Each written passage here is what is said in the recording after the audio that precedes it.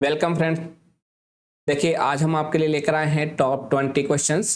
अगर आप किसी भी एग्जाम की तैयारी कर रहे हैं फार्मेसी में, चाहे फार्मासिस्ट एग्जाम हो, चाहे जीपेट एग्जाम हो, चाहे नाइपर एग्जाम हो, तो ये उन सब के लिए काफ़ी इंपॉर्टेंट है। आज हम इसका पार्ट 2 देखेंगे। देखिए आज हम जो ये टॉपिक लेकर आए हैं वो अनअकैडमी के प्लेटफॉर्म पे लेकर आए हैं।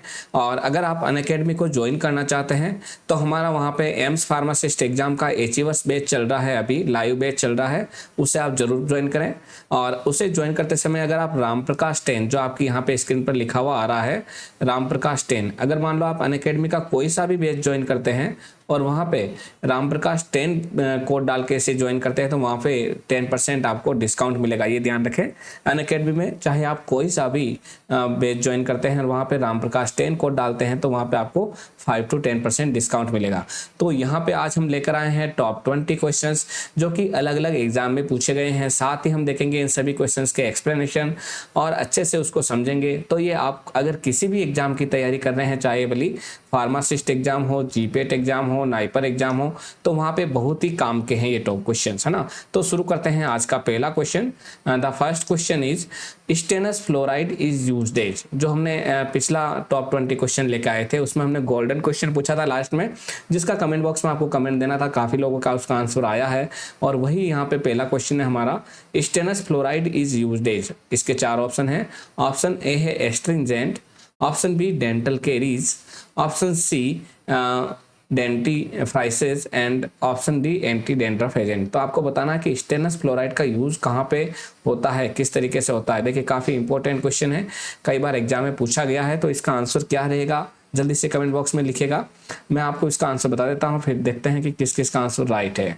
तो देखिए यहाँ पे जो राइट आंसर रहेगा वो रहेगा ऑप्शन सी, यानी कि डेंटिफ्राइसिस। ये डेंटिफ्राइसिस इसका राइट आंसर है। देखिए डेंटिफ्राइसिस क्या होती है? Preparation intended to cleanse the tooth from food debris, prevent calculation and plaque formation, polish to impart lustre to the teeth and to leave a refreshing feeling in mouth. ये सारी चीजें करता है तो उसे हम बोलते हैं डेंटिफ्राइसिस। यानी ऐसी प्रिपरेशन जो कि फूड डेब्रिज, जो हमारे दांतों के बीच में फूड डेब्रिज फंस जाती है, उनको क्लीन करने में काम आए। साथ ही साथ जो कैलकुलस फॉर्मेशन होती है उसको प्रिवेंट करे और प्लेक फॉर्मेशन को रोके दांतों के ऊपर, या फिर हमारी टीथ के ऊपर कुछ लस्टर है, इंपॉर्टेंट लस्टर शाइनिंग होती है ना, उसको इम्पार्ट करे पॉलिश करके। तो ऐसे सारे कंपाउंड क्या कहलाएंगे? आपके डेंटिफ्राइसिस कहलाएंगे। और जो स्टेनस फ्लोराइड होता है वो डेंटिफ्राइसिस के रूप में काम में आता है, टूथपेस्ट में, टूथ पाउडर में, इन सब में काम में लिया जाता है। इसके अलावा देखिए कुछ ऑप्शन यहाँ पे और भी दे रखे हैं तो मैं आपको उनके बारे में भी बता देता हूँ। सबसे पहला है यहाँ second option, anti dandruff agent. देखिए एंटी डेंड्रफ एजेंट जो हेयर के अंदर डेंड्रफ फॉर्मेशन होता है उसको प्रिवेंट करने में काम में आने वाले एजेंट होते हैं, एंटी डेंड्रफ एजेंट। और इसके एग्जाम्पल है सेलेनियम सल्फाइड। क्या एग्जाम्पल है? Selenium sulphide. दूसरा हो गया आपका जिंक पायरिडियम थायोल, ये वाला, जिसे हम ZPTO भी बोलते हैं। देखिए कई बार एग्जाम में ये भी पूछा जाता है कि एंटी डेंड्रफ एजेंट का एग्जाम्पल क्या है, तो आपको मालूम होना चाहिए। नेक्स्ट जिंक अंडेसिलिनेट एंड उसके बाद में बीथिनोल। ये सारे के सारे कंपाउंड आपके एंटी डेंड्रफ एजेंट के रूप में काम आते हैं। इसी तरीके से एंटी केरीज एजेंट में आपका रहेगा सोडियम फ्लोराइड एंड सोडियम लोरिल सर्कोसक्सिनेट। ये दोनों ही एजेंट एंटी केरीज एजेंट के रूप में रहेंगे। और एक होता है डीसेंसिटाइजर। डीसेंसिटाइजर का क्वेश्चन भी कई बार एग्जाम में पूछा गया है कि डीसेंसिटाइजर का एग्जाम्पल क्या है। डीसेंसिटाइजर होते क्या है? जो दांतों के अंदर ठंडा या गर्म लगता है ना कई मरीजों को, तो वहां पे उसकी सेंसिटिविटी को कम करने में काम आने वाले जो कंपाउंड होते हैं वो डीसेंसिटाइजर कहलाते हैं। इसके एग्जाम्पल है potassium nitrate and strontium chloride. तो इस तरीके से एक ही क्वेश्चन से आपके काफी क्वेश्चंस तैयार हो गए। अगर आप यहाँ पे कंप्लीट 20 क्वेश्चंस का एक्सप्लेनेशन समझेंगे तो आपके लगभग 100 के आसपास क्वेश्चंस प्रिपेयर हो जाएंगे। किसी भी अगर एग्जाम की तैयारी कर रहे हैं, चाहे आप फार्मासिस्ट की कर रहे हैं, चाहे जीपेट की कर रहे हैं, चाहे नाइपर की कर रहे हैं, किसी भी स्टेट की, सेंट्रल गवर्नमेंट की कर रहे हैं, तो ये काफी आपके लिए इंपॉर्टेंट रहेगा। तो देखिए अगला क्वेश्चन देख लेते हैं, question number 2। Filter seats made up of cellulose is. इनमें से कौन सी एक फिल्टर सीट सेल्यूलोज से बनी हुई रहती है वो आपको बताना है। Filter sheet made up of cellulose is. चार ऑप्शन है आपके सामने। पहला ऑप्शन है सीड्स फिल्टर, दूसरा ऑप्शन है मेम्ब्रेन फिल्टर, तीसरा ऑप्शन है option C glass fibre filter and option D है सिंटर्ड ग्लास फिल्टर। आपको बताना है कि इनमें से कौन सी फिल्टर्ड शीट सेलुलोज से बनी हुई रहती है। देखिए काफ़ी लोगों का आंसर यहाँ पे कमेंट बॉक्स में आने लग गया है। आप लोग इसका आंसर जल्दी से कमेंट बॉक्स में लिखिएगा, फिर अपने आप को सेल्फ इवेल्युएट भी कीजिएगा साथ में कि वो आपका आंसर राइट है या नहीं है। देखिए यहाँ पे जो आपका आंसर है वो रहेगा ऑप्शन बी, यानी कि मेम्ब्रेन फिल्टर। मेम्ब्रेन फिल्टर होता है ना, उसकी जो सीड्स होती है वो सेल्यूलोज से बनी हुई रहती है। देखिए अगर हम मेम्ब्रेन फिल्टर की बात करें तो किस किस से बनी हुई रहती है उसकी सीड्स, एक तो सेल्यूलोज एसीटेट से और दूसरा सेल्यूलोज नाइट्रेट से। इन दोनों से मिलकर आपकी मेम्ब्रेन फिल्टर की सीड बनी हुई रहती है। अब देखिए यहाँ पे ऑप्शन ए में है सीड्स फिल्टर। तो सीड्स फिल्टर की जो सीड्स होती है वो जनरली एस्बेस्टस से बनी हुई रहती है। नेक्स्ट है सिंटर्ड ग्लास फिल्टर। देखिए ऑप्शन डी में दे रखा है सिंटर्ड ग्लास फिल्टर।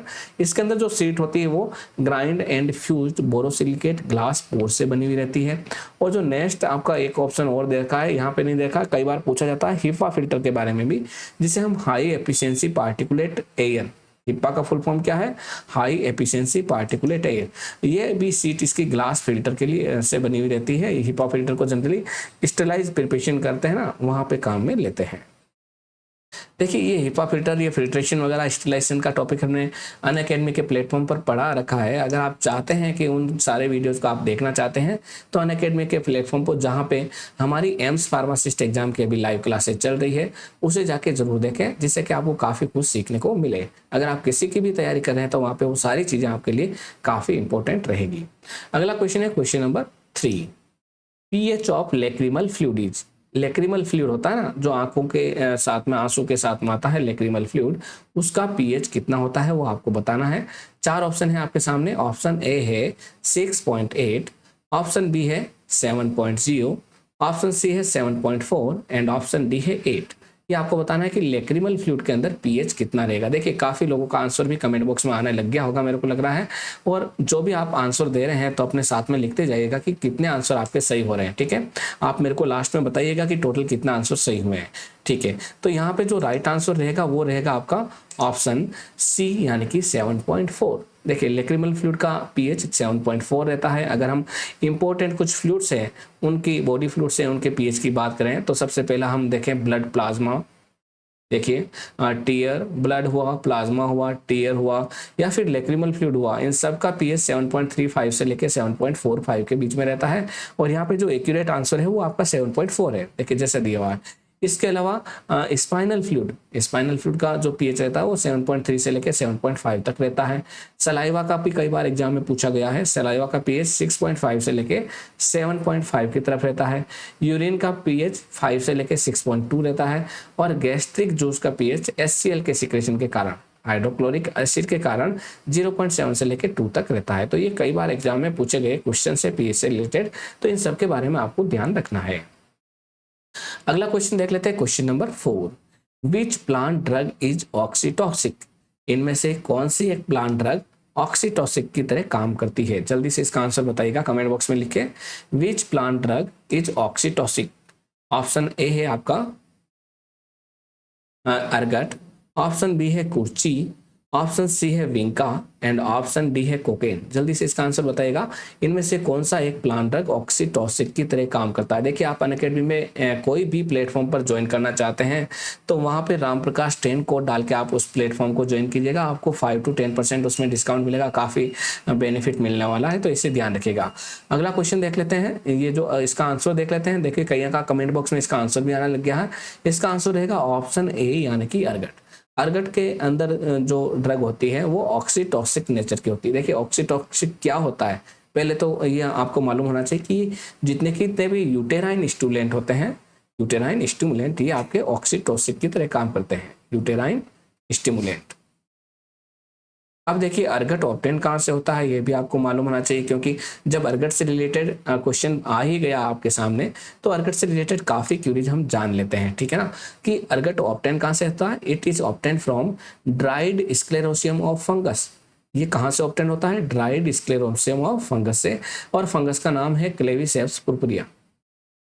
इससे होता है क्लेविसेप्स पुरपुरिया से, जिसकी फैमिली होती है क्लेविसिपेटेसी या फिर हाइपोक्रिएसी। ये भी एग्जाम में पूछा गया कि अर्गट ऑब्टेन कहाँ से होता है, तो आपको मालूम होना चाहिए dried sclerotium of fungus Claviceps purpurea से ये ऑब्टेन होता है।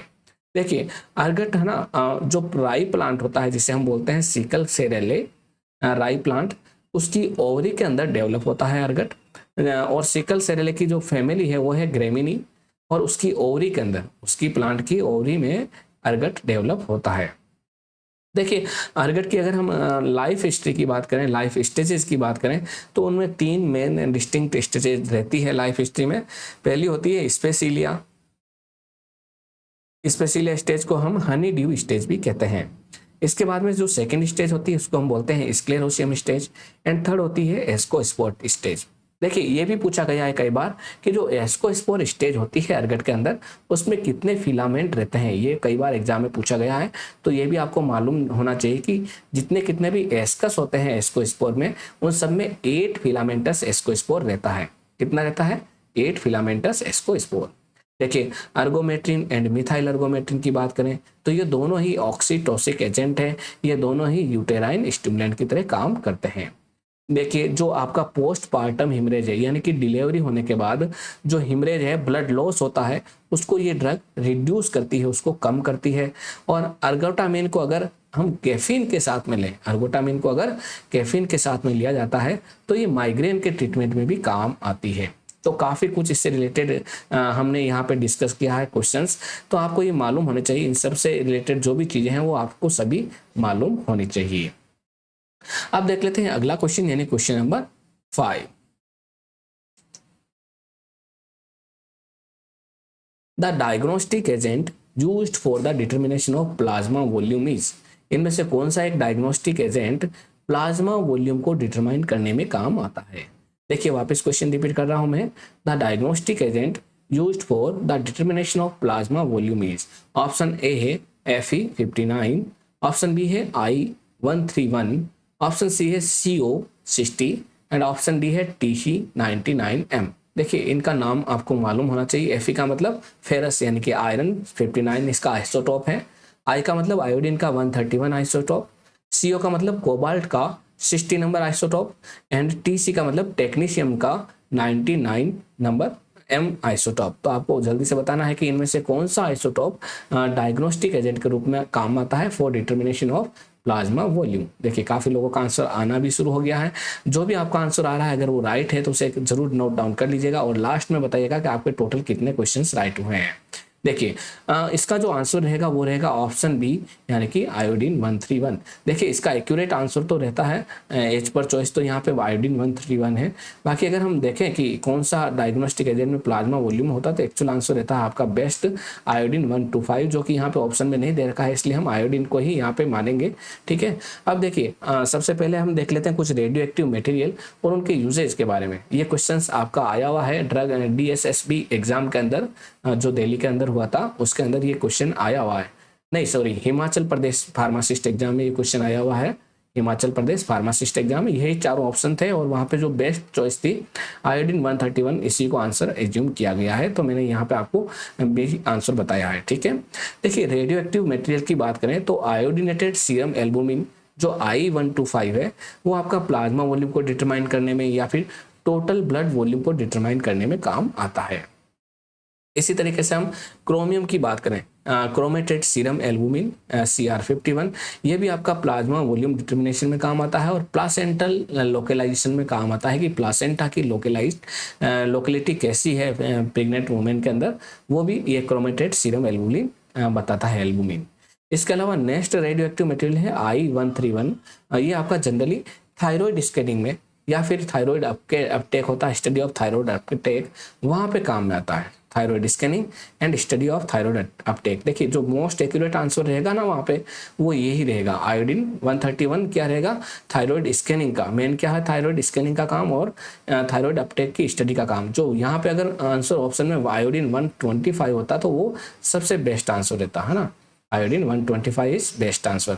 या फिर क्रोमियम 51 होता तो ये भी आपका आंसर हो सकता था, जो कि प्लाज्मा वॉल्यूम डिटर्मिनेशन में काम आता है। ये क्वेश्चंस मैंने वहाँ पे हिमाचल प्रदेश फार्मासिस्ट एग्जाम हुआ था अभी, उसी से डायरेक्ट लिया है, तो वहाँ पे इसी ऑप्शन को राइट दिया गया था। ठीक है, अगला रहेगा आपका Fe59, ये आपका आयरन की मेटाबॉलिज्म की स्टडी करने में या फिर RBC फॉर्मेशन में काम आता है।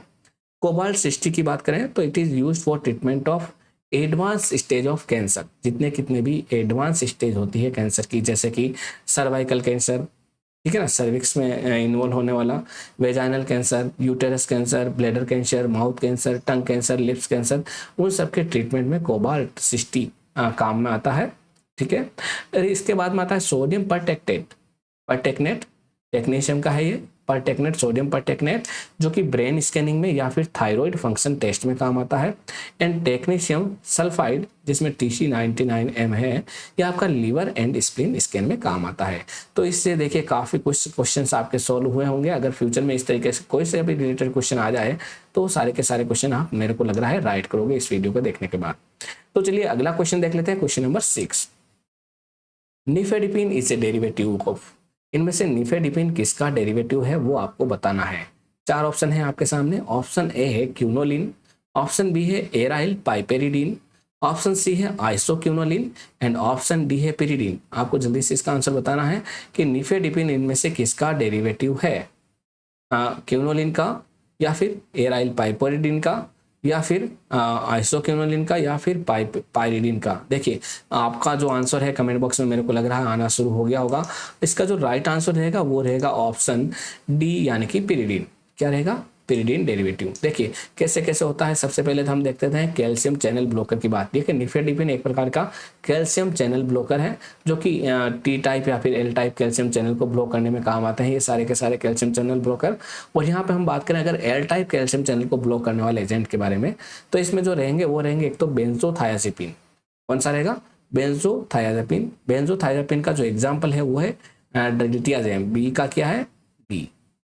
बेंजोथायाजिपिन का एग्जाम्पल है डिलिटियाजेम। ऐसा ही फिनाइल एल्काइलामीन, पी का एग्जाम्पल है वेरापेमिल। कौन सा हो गया? वेरापेमिल। एंड फिर है 1,4 डाइहाइड्रोपिरिडिन्स, ये आपका 1,4 डाइहाइड्रोपिरिडिन्स है ये वाला न्यूक्लियस।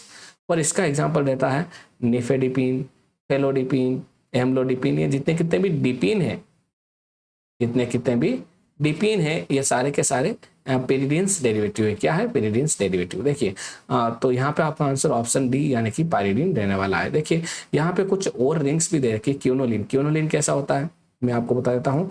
क्यूनोलिन रिंग्स इस तरीके से होती है। ये वाली क्यूनोलिन रिंग है, इसमें एक बेंजीन रिंग रहेगी और एक 6 मेंबर्ड हेटेरोसाइक्लिक रिंग रहेगी, जिसमें फर्स्ट नंबर पर नाइट्रोजन एटम रहेगा। ये वहां से नंबरिंग करेंगे तो ये 1 रहेगा, ये 2 रहेगा, ये 3, ये 4, ये 5, ये 6, ये 7 एंड ये 8। ठीक है ना, ये क्यूनोलिन रिंग है। अगर हम आइसोक्यूनोलिन की बात करें तो यहाँ पे जो नाइट्रोजन एटम है ना, यहाँ से हटके सेकंड नंबर पर चला जाएगा। कहाँ चला जाएगा? सेकंड नंबर पर। तो इसको हम बोलेंगे आइसोक्यूनोलिन। इसी तरीके से यहाँ पे एक ऑप्शन दे रखा था एराइल पाइपेरिडीन। एराइल पाइपेरिडीन कैसा होता है? देखिए पाइपेरिडीन रिंग होती है ये। पिरिडीन रिंग में से अगर कोई भी डबल बॉन्ड नहीं हो, अगर सारे के सारे डबल बॉन्ड हटा दें पिरिडीन रिंग में से, तो वो क्या हो गया आपका? Aryl piperidine. और अगर मान लो pyridine ring as it is रहे, जिसके अंदर सारे ही डबल बॉन्ड रहे, हेटेरोसाइक्लिक 6 मेंबर रिंग है पिरिडीन, तो ये आपका पिरिडीन का स्ट्रक्चर हो गया। और अगर पिरिडीन के अंदर एक डबल बॉन्ड हटा के वहां पे हाइड्रोजन लगा दें अटैच, तो ये हो गया आपका 1,4 डाइहाइड्रोपिरिडिन्स। क्या हो गया? 1,4 डाइहाइड्रोपिरिडिन्स। तो निफेडिपिन आपका किसका डेरिवेटिव हो गया? 1,4 डाइहाइड्रोपिरिडिन्स का। तो यहाँ पे आपका आंसर रहेगा ऑप्शन डी, यानी कि पिरिडीन डेरिवेटिव। इसको आप BD PV से भी याद रख सकते हैं। B4 बेंजोथाइजिपिन, जिसका एग्जाम्पल है डिलिटियाजेम, एंड P4 फिनाइल एल्काइल अमीन, जिसका एग्जाम्पल है वेरापेमिल। चलिए अगला क्वेश्चन देख लेते हैं, question number 7। Gutzeit apparatus is used for limit test of, इनमें से गुडजिट apparatus किसकी लिमिट टेस्ट को परफॉर्म करने में काम आता है, ये आपको बताना है। Gutzeit apparatus is used for limit test of. Option A है आर्सेनिक, ऑप्शन बी है आयरन, ऑप्शन सी है सल्फेट एंड ऑप्शन डी है लेड। आपको बताना है कि गुडजिट apparatus किसकी लिमिट टेस्ट को परफॉर्म करने में काम में आता है। देखिए काफ़ी लोगों का आंसर मेरे को लग रहा है कमेंट बॉक्स में आना शुरू हो गया होगा। मैं इसका आंसर बता देता हूँ, साथ ही साथ जो भी आपका लिमिट टेस्ट है उसके बारे में भी काफ़ी कुछ डिटेल में हम जान लेते हैं। देखिए यहाँ पे आपका आंसर रहेगा ऑप्शन ए, यानी कि आर्सेनिक। आर्सेनिक के लिमिट टेस्ट में गुर्जिट अपैरेटस काम में लिया जाता है। काफ़ी कुछ इंपॉर्टेंट क्वेश्चन है। देखिए लिमिट टेस्ट की बात करें जनरली ये आपका जो फार्मास्यूटिकल केमिस्ट्री फर्स्ट है इससे लिया गया क्वेश्चन है। लिमिट टेस्ट आपका लिमिट बताता है कि किसी की इम्प्योरिटी की लिमिट कितनी होनी चाहिए, यानी उससे एक्सेस में हुई तो वो आपका सैंपल फेल है, ठीक है ना। तो लिमिट टेस्ट जनरली किस में परफॉर्म किया जाता है, नेस्लर सिलेंडर में। किस में किया जाता है, नेस्लर सिलेंडर में। बाकी अगर हम बात करें आर्सेनिक की, तो आर्सेनिक का लिमिट टेस्ट एक स्पेसिफिक अपैरेटस में होता है जिसे हम बोलते हैं गुर्जिट अपैरेटस। स्पेसिफिक अपैरेटस होता है जिसे हम बोलते हैं गुर्जिट अपैरेटस। जैसा कि आप फोटो के अंदर देख पा रहे हैं ना, ये आपका गुर्जिट अपैरेटस है, ठीक है ना। देखिए इसमें होता क्या है, द रिड्यूसिंग एजेंट SnCl2 यानी स्टेनस क्लोराइड एक प्रकार का जो रिड्यूसिंग एजेंट है as per Indian pharmacopoeia and British pharmacopoeia. अगर हम IP और BP की बात करेंगे तो हम क्या लेंगे रिड्यूसिंग एजेंट के रूप में, स्टेनस क्लोराइड को लेंगे। और अगर हम यूनाइटेड स्टेट फार्माकोपिया के हिसाब से चलेंगे तो वहां पे हम रिड्यूसिंग एजेंट के रूप में सल्फ्यूरस एसिड भी ले सकते हैं। तो the reducing agent SnCl2 in IPBP and sulphurous acid in USP is used to convert pentavalent arsenic acid into trivalent arsenious acid। जो भी आपका पेंटावेलेंट आर्सेनिक एसिड रहेगा उसको ट्राईवेलेंट आर्सेनियस एसिड में ये रिड्यूसिंग एजेंट दोनों कन्वर्ट कर लेंगे। तो अब आपका जो प्रोडक्ट हो गया वो क्या हो गया, ट्राईवेलेंट आर्सेनियस एसिड हो गया, ठीक है। अब ये आर्सेनियस एसिड है ना, ये कन्वर्ट होता है आर्सिन गैस में। आर्सेनियस एसिड किस में कन्वर्ट होता है, आर्सिन गैस के अंदर by the help of nascent hydrogen.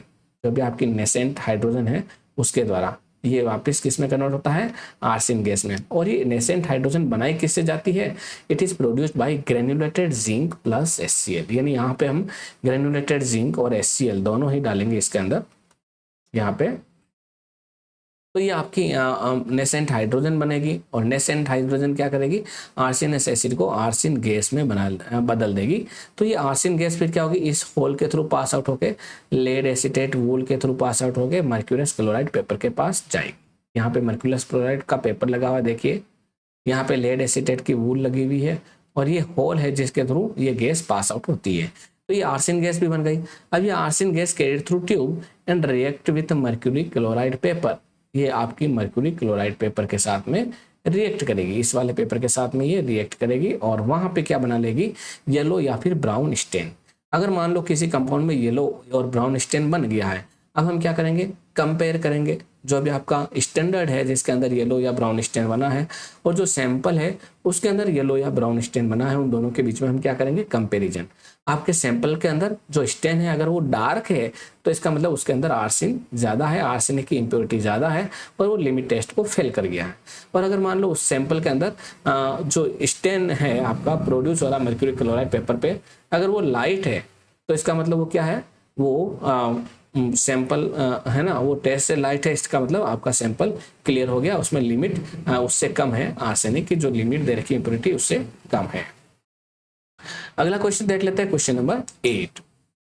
The maximum required area to open a retail stories. Maximum कितना एरिया चाहिए रिटेल स्टोर ओपन करने के लिए, ये आपको बताना है। The maximum required area to open a retail stories. Option 4 दे रखे हैं। पहला ऑप्शन है 15 स्क्वायर मीटर, ऑप्शन बी है 10 स्क्वायर मीटर, ऑप्शन सी है 40 square metre and option D है 60 स्क्वायर मीटर। जल्दी से इसका आंसर बताना है कि कितना एरिया चाहिएगा मैक्सिमम रिटेल स्टोर ओपन करने के लिए। देखिए यहाँ पे जो राइट आंसर रहेगा वो रहेगा ऑप्शन बी यानी कि 10 स्क्वायर मीटर। क्या रहेगा, 10 स्क्वायर मीटर। काफी लोगों का आंसर सही है यहाँ पे। देखिए अगर हम बात करें कि रिटेल स्टोर ओपन करनी है, किसी को रिटेल स्टोर ओपन करनी है, तो वहां पे जो मिनिमम एरिया रहेगा, सॉरी मैक्सिमम रिक्वायर्ड एरिया रहेगा, यानी वो कम से कम रहेगा आपका 10 स्क्वायर मीटर, है ना। सॉरी यहाँ मैक्सिमम की जगह आप मिनिमम लिख दीजिएगा, क्वेश्चन के अंदर थोड़ा सा टाइपिंग मिस्टेक हो गया है। ये मिनिमम रिक्वायर्ड एरिया है, यानी इससे ज़्यादा ही एरिया चाहिएगा। यहाँ पे भी और यहाँ पे भी मिनिमम कर दीजिएगा आप।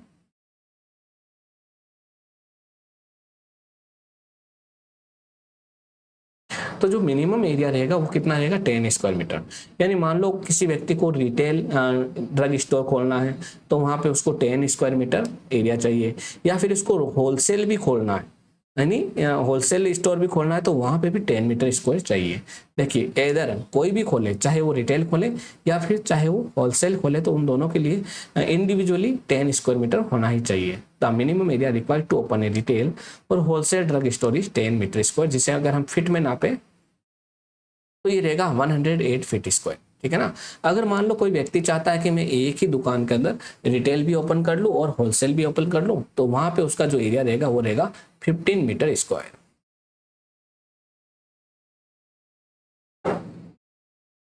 वहां पे एरिया उसका 15 मीटर स्क्वायर रहेगा, जिसे हम बोलते हैं 162 फीट स्क्वायर। यानी अगर कोई व्यक्ति होलसेल प्लस रिटेल दोनों ही ओपन करना चाहता है तो उसे मिनिममली 15 मीटर स्क्वायर का एरिया चाहिए। अगर वो इंडिविजुअल दोनों में से एक कोई भी खोलना चाहता है तो वहां पे उसको 10 मीटर स्क्वायर का एरिया चाहिए। ये जो मिनिमम रिक्वायरमेंट होती है ना ड्रग स्टोर ओपन करने की, ये सारी की सारी किस शेड्यूल के अंदर आती है? शेड्यूल एन के अंदर आती है। कई बार इसके बारे में भी क्वेश्चन पूछा गया। तो ये तीनों चारों चीजें स्टूडेंट्स को मालूम होनी चाहिए, ठीक है। अगला क्वेश्चन देख लेते हैं, question number 9। Schick test is performed to test the degree of immunity. Schick test कहाँ परफॉर्म किया जाता है? कौन से डिजीज में सिक टेस्ट परफॉर्म किया जाता है वो आपको बताना है। 4 ऑप्शन है आपके पास में। ऑप्शन ए है ट्यूबरकुलोसिस, ऑप्शन बी है टिटनस, ऑप्शन सी है आपका रेबीज एंड ऑप्शन डी है डिप्थीरिया। आपको ये बताना है कि इनमें से सिक टेस्ट किसके लिए किया जाता है। 4 ऑप्शन आपके सामने आ चुके हैं। ऑप्शन ए है ट्यूबरकुलोसिस, ऑप्शन बी है टिटनस, ऑप्शन सी है रेबीज एंड ऑप्शन डी है डिप्थीरिया। देखिए काफी लोगों का आंसर भी आना शुरू हो गया होगा। इसका जो राइट आंसर है वो हम देख लेते हैं। इसका जो राइट आंसर रहेगा वो रहेगा ऑप्शन डी, यानी कि डिप्थीरिया। डिप्थीरिया के लिए सिक टेस्ट किया जाता है। देखिए कुछ इंपॉर्टेंट टेस्ट किस किस के लिए किए जाते हैं वो मैं यहाँ पे आपको थोड़ा सा बता देता हूँ, जिससे कि इससे रिलेटेड कोई सा भी क्वेश्चन आए तो आप एग्जाम में आसानी से कर सकें। तो सबसे पहले हम देखते हैं सिक टेस्ट। सिक टेस्ट किसके लिए होता है? डिप्थीरिया के लिए। कई बार इससे रिलेटेड ये भी पूछा जाता है कि ये डिजीज कौन से माइक्रो ऑर्गेनिज्म से होती है, तो मैं यहाँ पे वो भी बता रहा हूँ आपको। डिप्थीरिया किसकी वजह से होता है? कोरिन बैक्टीरियम डिप्थीरियाई से। किससे होता है? कोरिन बैक्टीरियम डिप्थीरियाई से। सेकेंड है डिक टेस्ट। डिक टेस्ट किसके लिए किया जाता है? स्कारलेट फीवर के लिए। और स्कारलेट फीवर का जो पॉजिटिव एजेंट है वो है स्ट्रेप्टोकोकस ग्रुप ए बैक्टीरिया। कौन सा हो गया? Streptococcus group A bacteria. इसी तरीके से होता है वासरमैन टेस्ट। वासरमैन टेस्ट किसके लिए काम में लिया जाता है? सिफिलिस के लिए। कई बार सिफिलिस किससे होता है ये भी पूछा गया है। तो सिफिलिस होता है आपका ट्रिपोनोमा पेलिडम, जो कि एक स्पाइरोचीट्स है। क्या है ये? स्पाइरोचीट्स। इससे जनरली क्या होता है? सिफिलिस। नेक्स्ट है विडाल टेस्ट। विडाल टेस्ट किसके लिए परफॉर्म किया जाता है? टाइफाइड के लिए। और ये टाइफाइड किसकी वजह से फैलता है? साल्मोनेला टाइफी की वजह से टाइफाइड फैलता है, और इसका कॉजेटिव एजेंट साल्मोनेला टाइफी है।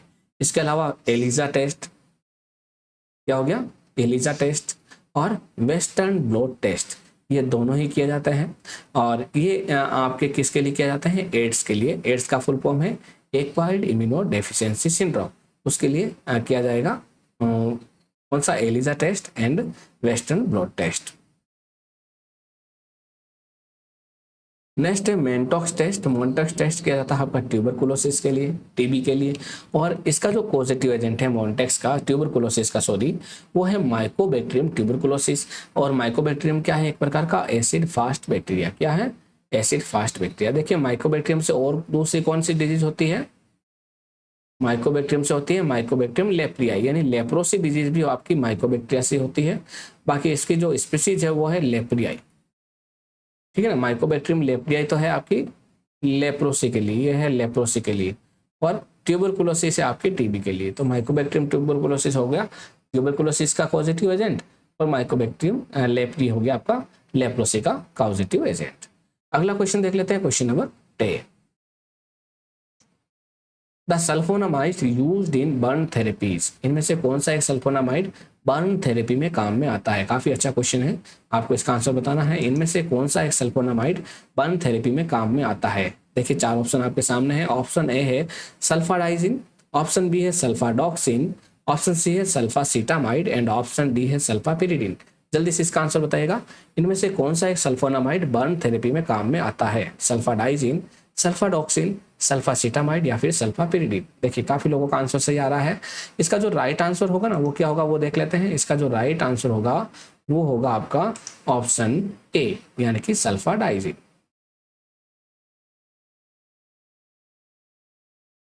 सिल्वर सल्फाडाइजिन होता है ना, वो आपका काम आता है। तो यहाँ पे आपका आंसर ऑप्शन ए सल्फाडाइजिन रहेगा। देखिए अगर हम सल्फोनामाइड की बात करें, सल्फोनामाइड काम कैसे करता है, फोलेट सिंथेटेज एंजाइम को इनहिबिट करती है, फोलेट सिंथेटेज एंजाइम को इनहिबिट करके सल्फोनामाइड काम करता है ना। और इसको जनरली ट्राइमेथोप्रिम के साथ में अगर हम मिक्स कर दें तो वो आपका को ट्राइमोक्साजोल बन जाता है, को ट्राइमोक्साजोल, जिसमें ट्राइमेथोप्रिम प्लस सल्फा मिथोक्साजोल देता है 1:5 में, ट्राइमेथोप्रिम प्लस सल्फा मिथोक्साजोल देता है इस तरीके से। देखिए सल्फाडाइजिन की बात करें, सल्फोनामाइड्स की बात करें तो सबसे शॉर्ट एक्टिंग की बात करें तो वो है सल्फाडाइजिन, ठीक है, जिसका duration of action 4 to 8 hours तक रहता है। इसके बाद में इंटरमीडिएट एक्टिंग की बात करें तो वो है आपका सल्फा मिथोक्साजोल, जिसका duration of action 8 to 12 hours तक रहता है। लॉन्ग एक्टिंग की बात करें तो 7 डेज तक काम करने वाला सल्फाडॉक्सिन, सल्फाडॉक्सिन क्या है, लॉन्ग एक्टिंग। एंड सल्फा मिथोपायराजिन भी लॉन्ग एक्टिंग सल्फोनामाइड है। इसके अलावा कुछ हम स्पेशल पर्पस सल्फोनामाइड देखें, यानी पर्टिकुलर कौन से केसेस में कौन सा काम आता है। तो सबसे पहले है आई कंजक्टिवाइटिस, आई के अंदर कोई इन्फेक्शन हो जाता है, आई कंजक्टिवाइटिस जिसे हम बोलते हैं, उसमें सल्फासिटामाइड, सल्फासिटामाइड काम आता है, कई बार एग्जाम में पूछा गया है। सल्फासिटामाइड की आई ड्रॉप या ऑइंटमेंट काम में लेते हैं। बर्न केसेज, बर्न केसेज यानी कभी कोई व्यक्ति जल जाता है तो वहाँ पे बर्निंग केसेज में जहाँ बर्न होता है वहाँ पे हम जनरली क्या लगाते हैं, अप्लाई करते हैं सिल्वर सल्फाडाइजिन। क्या करते हैं, सिल्वर सल्फाडाइजिन, ये सल्फाडाइजिन ही है। तो यहाँ पे जो आपका आंसर है वो ऑप्शन ए है, ये बर्न थेरेपी में सल्फाडाइजिन काम आ रहा है। इसी तरीके से सेकंड है मेफेनाइड, इसे भी यूज करते हैं। और फिर आगे आपका अल्सरेटिव कोलाइटिस, अल्सरेटिव कोलाइटिस में क्या काम में लेते हैं, जितने भी सेलेजिन है, सेलेजिन जैसे सल्फा सेलेजिन, मेसेलेजिन, ओल सेलेजिन, ये सारी के सारी क्या है, प्रोड्रग, ये ऑल दीज सेलेजिन्स आर प्रोड्रग, ये आपकी अल्सरेटिव कोलाइटिस में काम आती है। वहाँ आइसो रिडक्टेज एंजाइम से ये फर्दर क्या है, 2 पार्ट्स में कन्वर्ट होती है, और 5 अमीनो सैलिसिलिक एसिड वगैरह में, और 5 अमीनो सैलिसिलिक एसिड ये आपका वहाँ पे काम आता है अल्सरेटिव कोलाइटिस में। अगला क्वेश्चन देख लेते हैं, question number 11। The rapid method of sterilisation in emergency is, emergency के अंदर सबसे फास्ट किया जाने वाला स्टेरिलाइजेशन का मेथड कौन सा है। ऑप्शन ए है ऑटोक्लेव, ऑप्शन बी है फिल्ट्रेशन, ऑप्शन सी है रेडिएशन, एंड ऑप्शन डी है हॉट एयर ओवन। जल्दी से बताना आपको इसका answer. Rapid method of sterilisation in emergency is, option A है ऑटोक्लेव, ऑप्शन बी है फिल्ट्रेशन, ऑप्शन सी है रेडिएशन, एंड ऑप्शन डी है हॉट एयर ओवन। देखिए इसका जो राइट आंसर रहेगा वो अभी हम बता देते हैं। इसका जो राइट आंसर रहेगा वो रहेगा आपका ऑप्शन सी, यानी कि रेडिएशन। देखिए रेडिएशन आपका रैपिड मेथड ऑफ स्टेरिलाइजेशन है, सीधा ही हमें रेडिएशन करना है, ठीक है ना। और इसको जो मेथड होता है ना, इसको हम बोलते हैं कोल्ड स्टेरिलाइजेशन मेथड। क्या बोलते हैं, कोल्ड स्टेरिलाइजेशन मेथड। ये भी कई बार पूछा गया कि इनमें से कोल्ड स्टेरिलाइजेशन मेथड किसे कहा जाता है, तो आपको मालूम होना चाहिए। Sterilisation by radiation is called cold sterilisation method. ये इंस्टेंट स्टेरिलाइजेशन मेथड है, जिससे कि फटाफट स्टेरिलाइजेशन हो जाता है। देखिए इसमें जनरली यूवी रेडिएशन काम में लेते हैं, और यूवी रेडिएशन में भी पर्टिकुलर 253.7 नैनोमीटर वेवलेंथ काम में लेते हैं। देखिए ये भी क्वेश्चन काफी पूछा गया है कि कौन सी वेवलेंथ सबसे ज्यादा एक्टिविटी रखती है।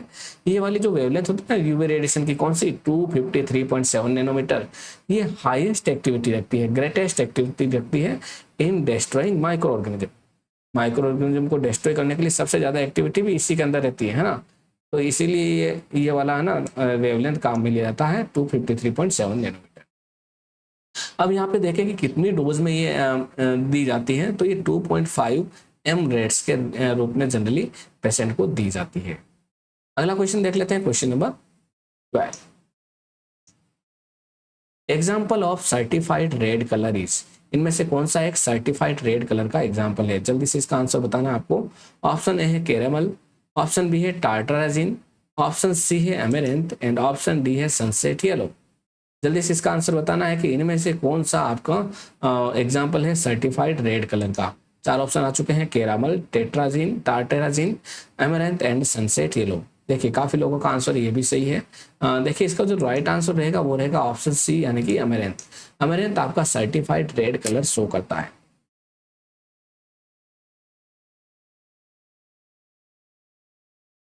देखिए कुछ मैं यहाँ पे सर्टिफाइड कलर्स के लिए अलग अलग पिगमेंट बता देता हूँ।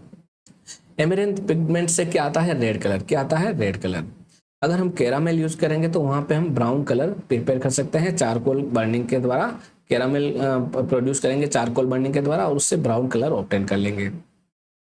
अगर हमें लेमन येलो कलर चाहिए प्रोडक्ट के अंदर तो हम टार्टराजिन मिलाएंगे, और अगर हमें येलो चाहिए तो हम सनसेट येलो कलर मिलाएंगे उसके अंदर। ठीक है ना, तो ये चारों है सर्टिफाइड कलर है। अमरैंथ है आपका रेड कलर के लिए, कैरामेल है आपका ब्राउन कलर के लिए, टार्टेराजिन है लेमन येलो कलर के लिए, एंड सनसेट येलो है आपका येलो कलर के लिए। अगला क्वेश्चन देख लेते हैं, question number 13। Enteric coated tablet are design to release medication in. बहुत ही आसान सा क्वेश्चन है, ये भी किसी एग्जाम में आया हुआ है। यहाँ पे जो भी मैं क्वेश्चंस आपको बता रहा हूँ सारे के सारे वही क्वेश्चंस है जो एग्जाम में पहले पूछे गए हैं।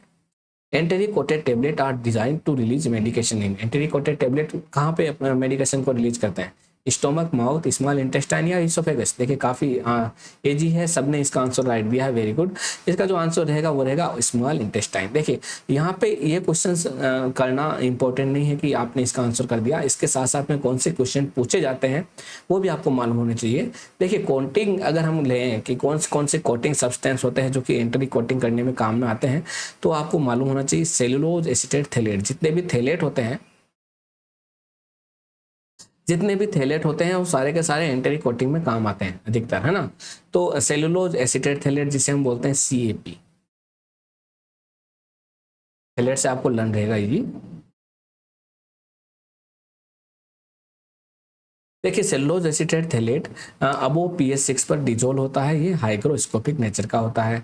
इसी तरह से एक्रिलेट पॉलीमर जैसे कि यूड्राजिट L, यूड्राजिट S, ये भी आपके एंटरी कोटिंग में काम आते हैं। यूड्राजिट L की बात करें तो ये pH 6 पर डिजोल्व हो जाता है, और यूड्राजिट S की बात करें तो ये pH 7 पर डिजोल्व हो जाता है। अगला क्वेश्चन देखते हैं, question number 14। Other name of regenerated cellulose. इनमें से कौन सा एक रीजनरेटेड सेल्यूलोज का दूसरा नाम है, आपको जल्दी से इसका आंसर बताना है। इनमें से कौन सा एक रीजनरेटेड सेल्यूलोज का दूसरा नाम है। चार ऑप्शन है आपके सामने। ऑप्शन ए है वूल, ऑप्शन बी है जूट, ऑप्शन सी है सिल्क, एंड ऑप्शन डी है रेयोन। आपको बताना कि इसमें से कौन सा एक रीजनरेटेड सेल्यूलोज का एग्जाम्पल है। चार ऑप्शन आ चुके हैं, देखिए काफी लोगों ने इसका आंसर भी देना शुरू कर दिया है। आपका जो राइट आंसर रहेगा ऑप्शन डी रहेगा, रेयोन। क्या रहेगा, रेयोन। देखिए अगर हम बात करें इसके बारे में तो कुछ जहाँ जहाँ से फाइबर्स हमें ऑब्टेन होते हैं उन सब के बारे में हम डिस्कस कर लेते हैं। तो सबसे पहला तो वूल। वूल क्या है, वूल ऑब्टेन कहाँ से होता है, it is obtain from fleece of sheep ovis. जो आपकी फीस होती है, नहीं सॉरी सीप होती है, सीप यानी भेड़, भेड़ के जो फ्लीस जो ऊपर का हेयर होता है उससे ऑब्टेन किया जाता है वूल। ठीक है ना, जिसकी फैमिली होती है बोविडी और ऑर्डर होता है अंगुलाटा। तो वूल कहाँ से ऑब्टेन की जाती है, सीप से, फ्लीस ऑफ सीप से, जिसकी फैमिली है बोविडी और ऑर्डर है अंगुलाटा। इसी तरीके से अगर हम बात करें सिल्क की, सिल्क कहाँ से ऑब्टेन किया जाता है, कोकून से, कोकून्स ऑफ बॉम्बेक्स मोराई। अगर हम बॉम्बेक्स मोराई जो नाम लें उसका, कोकून्स का, तो वो मलबेरी सिल्क वो हम प्रोड्यूस करता है, मलबेरी सिल्क प्रोड्यूस करता है। और इसके अलावा कुछ अदर स्पेसीज भी है बॉम्बेक्स की जहाँ से सिल्क ऑब्टेन किया जाता है। इसकी फैमिली होती है बॉम्बीसीडी और इसका ऑर्डर होता है लेपिडोप्टेरा। ऑर्डर क्या रहेगा, लेपिडोप्टेरा। इस तरीके से हम बात करें कॉटन की, तो cotton is consist of elongated trichomes और हेयर्स। इलोंगेटेड ट्राइकोम्स या हेयर्स रहेंगे, और किसके रहेंगे, गोसिपियम हर्बेशियम। प्लांट का नाम है गोसिपियम हर्बेशियम, जहां से कॉटन ऑब्टेन किया जाता है, और इस फैमिली है मालवेसी। क्या फैमिली है, मालवेसी फैमिली है। इस तरीके से अगर हम बात करें जूट की, तो jute is obtain from plant Corchorus olitorius. It is obtain from plant Corchorus olitorius और उससे रिलेटेड अदर स्पीसीज से, जिसकी फैमिली है टीलियसी। फैमिली क्या है इसकी, टीलियसी। यहां से जूट ऑब्टेन किया जाता है।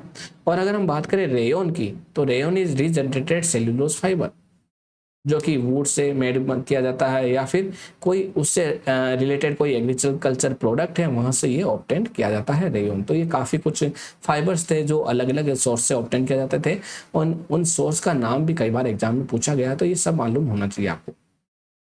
अगला क्वेश्चन देख लेते हैं, क्वेश्चन नंबर 15। डाइलोक्सानाइड फ्यूरेट, इसको डोइलोक्सानाइड की जगह थोड़ा सा टाइपिंग मिस्टेक है, डाइलोक्सानाइड कर देना, डाइलोक्सानाइड फ्यूरेट।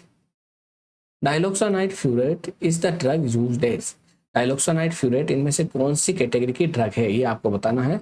ऑप्शन ए है एंटी एपिलेप्टिक, ऑप्शन बी है एंटीवायरल, ऑप्शन सी है anti fungal and option D है एंटी एमीबिक। डाइलोक्सानाइड फ्यूरेट ड्रग कहाँ से ऑब्टेन की जाती है, ये आपको बताना है। काफी लोगों का आंसर सही आना चालू हो गया है, वेरी गुड। देखिए जो इसका सही आंसर रहेगा वो भी हम देख लेते हैं। इसका राइट आंसर रहेगा ऑप्शन डी, यानी कि एंटी एमीबिक एजेंट।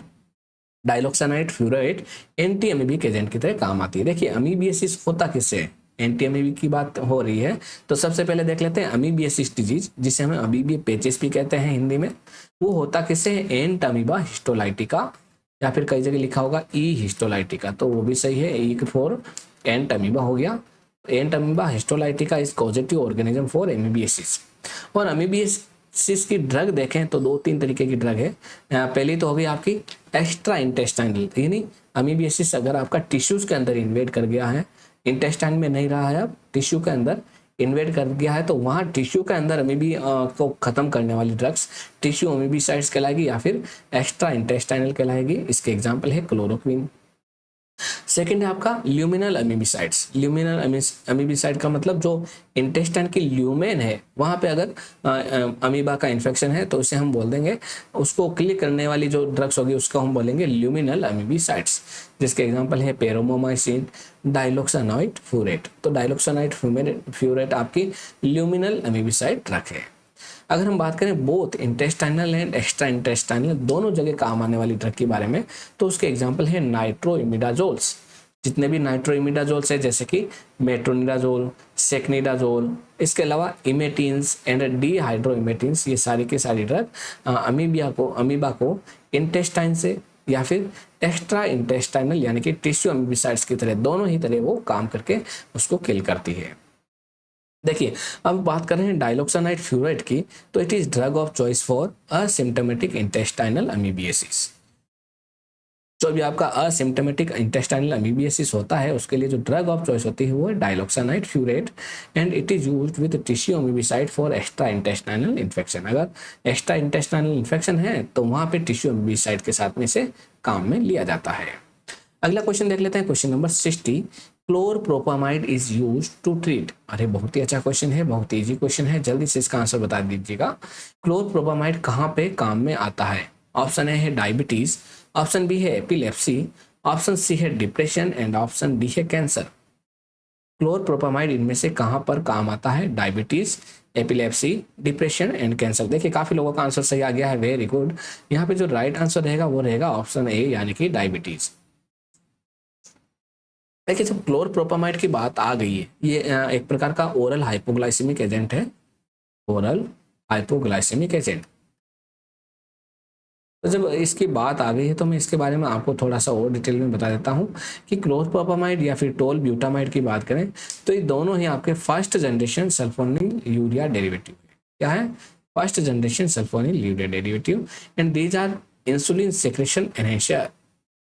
ये इंसुलिन के सिक्रेशन को बढ़ाते हैं और डायबिटीज को कंट्रोल करते हैं। These are insulin secretion enhancer and used to control diabetes. Very good. अगला क्वेश्चन देख लेते हैं, question number 17। Store in a cool place as per IP mean. अगर इंडियन फार्माकोपिया के हिसाब से देखें अब तो कहीं पे अगर लिखा हुआ है स्टोर इन कूल पैलेस तो इसका मतलब क्या होगा? स्टोर इन कूल पैलेस का मतलब क्या होता है? ऑप्शन ए है store at 0 degree Celsius, option B है store between 2 degree Celsius to 8 degree Celsius, option C है store between 8 degree to 25 degree Celsius, and option D है स्टोर एट रूम टेम्परेचर। आपको बताना है कि store in a cool place का मतलब क्या होता है as per IP. Store at 0 degree Celsius, store between 2 degree to 8 degree Celsius, option C store between 8 degree to 25 degree Celsius, and option D है स्टोर एट रूम टेम्परेचर। देखिए काफी लोगों का आंसर सही है। यहाँ पे जो राइट आंसर रहेगा कूल पैलेस, कूल पैलेस क्या हो गया आपका? ऑप्शन सी, यानी कि store between 8 degree Celsius to 25 degree Celsius, ये आपका कूल पैलेस कहलाएगा। देखिए जब ये क्वेश्चन आ गया तो इससे रिलेटेड हम सारी चीजें एक बार क्लियर कर लेते हैं कि कौन सा टेम्परेचर क्या रहता है। देखिए अगर हम बात करें कोल्ड टेम्परेचर की, कौन सा? कोल्ड टेम्परेचर की, तो कोल्ड टेम्परेचर के लिए जो डिस्क्रिप्शन रहता है कि store between 2 to 8 degree Celsius. अगर 2 से लेकर 8 डिग्री सेल्सियस तक हमें करना है तो उसे हम बोलते हैं कोल्ड टेम्परेचर। जैसे कि रेफ्रिजरेटर करना है तो वो भी आपका 2 to 8 डिग्री सेल्सियस ही रहेगा। नेक्स्ट है कूल टेम्परेचर। कूल टेम्परेचर में क्या रहेगा, 8 डिग्री सेल्सियस से लेकर 25 डिग्री सेल्सियस। जहाँ पे क्वेश्चन में भी कूल पहले से पूछा है तो क्या रहेगा, 8 डिग्री सेल्सियस से 25 डिग्री सेल्सियस तक। थर्ड रहता है आपका term room temperature. Room temperature का मतलब जहाँ पे अपन वर्किंग करते हैं, वर्किंग एरिया टेम्परेचर क्या है, वो आपका रूम टेम्परेचर कहलाएगा। नेक्स्ट आता है वार्म टेम्परेचर। वार्म टेम्परेचर का मतलब temperature between 30 degree Celsius to 40 degree Celsius, यानी ऐसा टेम्परेचर जो 30 डिग्री सेल्सियस से 40 डिग्री सेल्सियस के बीच में है तो उसे हम बोलते हैं वार्म टेम्परेचर। एंड लास्ट है एक्सेसिव हीट, बहुत ही ज़्यादा हीट वाला टेम्परेचर, यानी टेम्परेचर अबोव 40 डिग्री सेल्सियस। ऐसा टेम्परेचर जो 40 डिग्री सेल्सियस से भी अबोव है तो उसे हम बोलते हैं एक्सेसिव हीट टेम्परेचर। तो ये क्वेश्चन भी आपका क्लियर हो चुका होगा। अब हम चलते हैं अगले क्वेश्चन की तरफ। देखिए ये क्वेश्चंस जितने भी है सारे के सारे किसी न किसी एग्जाम में पूछे हुए हैं, वही मैं यहाँ पे डिस्कस कर रहा हूँ।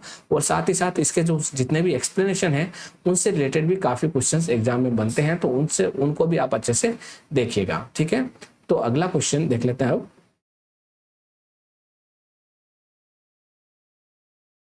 क्वेश्चन नंबर 18, फेंटोलामीन इज ए, फेंटोलामीन इनमें से कौन सी कैटेगरी की ड्रग है वो आपको बताना है। फेंटोलामीन इज ए, ऑप्शन ए है adrenergic neuron blocker, option B है H1 एंटागोनिस्ट, ऑप्शन सी है alpha adreno receptor antagonist and option D है बीटा एड्रिनो रिसेप्टर एंटागोनिस्ट। जल्दी से आपको बताना है कि फेंटोलामीन इनमें से कौन सी कैटेगरी की ड्रग है। Adrenergic neuron blocker, H1 antagonist, alpha adreno receptor antagonist या फिर बीटा एड्रिनो रिसेप्टर एंटागोनिस्ट। देखिए काफी लोगों का आंसर इसका भी आ चुका है। इसका जो राइट आंसर रहेगा वो रहेगा ऑप्शन सी, यानी कि अल्फा एड्रिनो रिसेप्टर एंटागोनिस्ट। क्या रहेगा, अल्फा एड्रिनो रिसेप्टर एंटागोनिस्ट। देखिए फेंटोलामीन एक non selective alpha adreno receptor antagonist है और ये इमिडाजोलिन डेरिवेटिव होती है। क्या होती है, इमिडाजोलिन डेरिवेटिव होती है। अब ये कहाँ पे काम आती है, देखिए कई बार क्या होता है कि किसी व्यक्ति में अपन क्लोनिडीन टेबलेट देते हैं, क्लोनिडीन, तो क्लोनिडीन का अचानक से विड्रॉल करते हैं, या किसी व्यक्ति में चीज रिएक्शन हो जाता है। चीज रिएक्शन कब होता है, जब कोई व्यक्ति चीज खा लेता है, पनीर वगैरह, और उसके साथ में टायरामीन्स ले लेता है। टायरामीन को इनहिबिट करने वाले एंजाइम, टायरामीन की क्वांटिटी इसमें बढ़ जाएगी, यानी माओ इनहिबिटर ले लेता है। इनके साथ में क्या ले लेता है, माओ इनहिबिटर। तो माओ इनहिबिटर ले लेगा तो क्या होगा, जो टायरामीन का मेटाबॉलिज्म है वो रुक जाएगा, टायरामीन की क्वांटिटी क्या हो जाएगी, बढ़ जाएगी। जब कभी चीज वगैरह लेते हैं और उसके साथ में माओ इनहिबिटर जैसे सेलेजिलिन वगैरह इस तरीके की ड्रग ले लेते हैं तो वहाँ पे टायरामीन का लेवल बढ़ जाएगा और उससे क्या होगा, ब्लड प्रेशर बहुत ही ज्यादा राइज हो जाएगा, जिससे हम बोलते हैं हाइपरटेंसिव क्राइसिस। क्या बोलते हैं, हाइपरटेंसिव क्राइसिस। तो जब आपका हाइपरटेंसिव क्राइसिस हो जाता है क्लोनिडीन विड्रॉल की वजह से या फिर चीज रिएक्शन की वजह से, तो उसको वापस ट्रीट करना रहता है, उसको वापस कंट्रोल करना रहता है। तो उसके लिए जो ड्रग है प्रेफर की जाती है वो है फेंटोलामीन या फिर टोलाजोलिन। के लिए फेंटोलामीन बेस्ट ड्रग रहती है या फिर टोलाजोलिन भी प्रेफर की जाती है, और ये अल्फा एड्रिनो रिसेप्टर एंटागोनिस्ट की तरह काम करते हैं। अब हम बात कर लेते हैं अगले क्वेश्चन की, क्वेश्चन नंबर 19 की।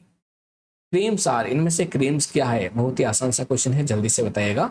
इनमें से क्रीम्स क्या है, option A emulsion, option B suspension, option C है ऑइंटमेंट एंड ऑप्शन डी है पेस्ट। देखिए आगे जाने से पहले मैं आपको फिर बता देता हूं कि अगर आप अनअकैडमी के प्लेटफॉर्म पर अभी हमारा एम्स फार्मासिस्ट बैच चल रहा है, achievers batch for AIIMS pharmacist exam, complete नाम है उसका achievers batch for AIIMS pharmacist exam. अगर आप उसे ज्वाइन करना चाहते हैं तो जल्दी से जल्दी जितना जल्दी हो सके उसे ज्वाइन कीजिएगा, काफ़ी कुछ वहाँ पे आपको सीखने को मिलेगा। और अगर आप उससे ज्वाइन करते समय राम प्रकाश 10 कोड डाल के ज्वाइन करते हैं तो वहाँ पे आपको फर्दर 10% डिस्काउंट मिलने वाला है। इसके अलावा अगर आप कोई सा भी अनअकैडमी पे बैच ज्वाइन करना चाहें, कि चाहे किसी भी तरीके का बैच हो, तो वहाँ पे अगर आप राम प्रकाश 10 कोड डाल के इसे ज्वाइन करेंगे तो वहाँ पे भी आपको 5 to 10% तक डिस्काउंट मिलेगा। तो इस चीज़ का आप जरूर ध्यान रखिएगा। अगला क्वेश्चन है क्रीम्स आर, तो यहाँ पे आपका आंसर आ चुका है काफ़ी लोगों का। इसका जो राइट आंसर रहेगा वो रहेगा एमल्सन। क्रीम्स जनरली क्या होती है, एमल्सन्स होती है, ठीक है ना, ये सभी को मालूम है लगभग।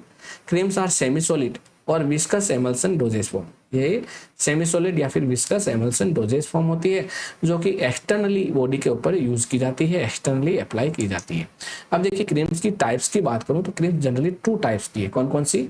एक तो WO यानी कि वाटर इन ऑयल टाइप। कौन सा हो गया? वाटर इन ऑयल टाइप, यानी ऑयल तो आपका हो गया कंटिन्यूअस फेज और वाटर उसके अंदर डिस्पर्स है, ठीक है ना।